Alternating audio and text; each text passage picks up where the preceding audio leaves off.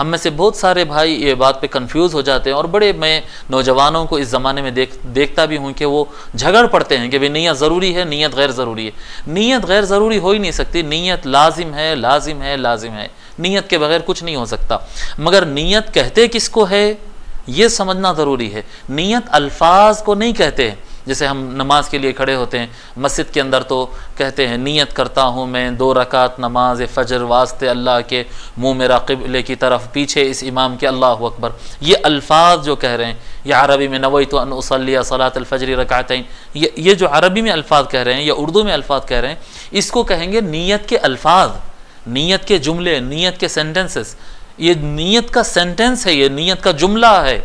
नियत ये नहीं है। नियत का मकाम होता है दिल में। जब इंसान दिल में इरादा करता है मैं फ़जर की नमाज़ पढ़ना चाह रहा हूँ, नियत इरादा करता है मैं गरीब को खाना खिलाना चाह रहा हूँ, जब दिल में इंसान इरादा करता है बस उस इरादे का ही नाम नियत है। नियत का मकाम इंसान का दिल है।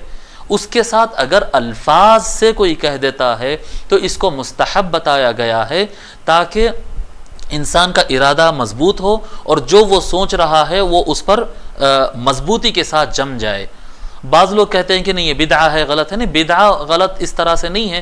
हुज़ूर अकरम सल्लल्लाहु अलैहि वसल्लम एक मरतबा हज के मौके पर जो इरादा किए थे उसको अपने ज़बान से भी फरमाए थे। यानी हज का जो इरादा हुज़ूर सल्लल्लाहु अलैहि वसल्लम हज की जो नीयत किए थे वो नीयत को उन्होंने अपने अल्फाज से भी कहा था।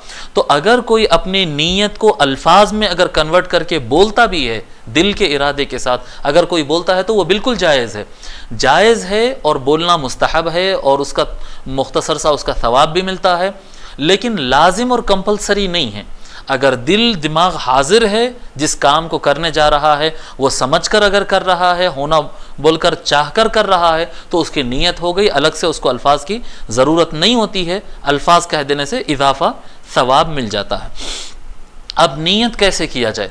नीयत क्या एक रमज़ान का एक नीयत कर लेना काफ़ी है? क्या हर रोज़े के लिए नीयत करना? तो देखिए साहब, ये नीयत का मसला है। अगर किसी इंसान को पूरे रमज़ान के रोज़े रखने का इरादा है, शुरू रमज़ान में भी अगर वो सोच लेता है, एक मरतबा इरादा कर लेता है, तो ये पूरे रोज़ों के लिए काफ़ी हो जाता है। लेकिन एक छोटा सा एक मसला उसके अंदर आता है। उलमाए किराम बताते हैं कि अगर कोई आदमी कंटिन्यू रोज़े रखने का इरादा किया, जैसे शव्वाल के 6 रोज़े रखने का इरादा किया या रमज़ान के 30 रोज़े रखने का इरादा किया, लेकिन किसी बीमारी की वजह से, कोई सफ़र की वजह से, किसी वजह से बीच में नागा हो गया, 4 दिन रोज़े रखा, अब उसके बाद नागा हो गया, 1 2 3 4 दिन नागा हुआ, फिर से शुरू करना चाहता है। जब फिर से शुरू करना होता है तब दोबारा नीयत करना पड़ेगा, तब दोबारा नीयत करना पड़ेगा। अब इसमें सवाल ये पैदा होता है कि ये नीयत को इतना मसला क्यों बनाया जा रहा?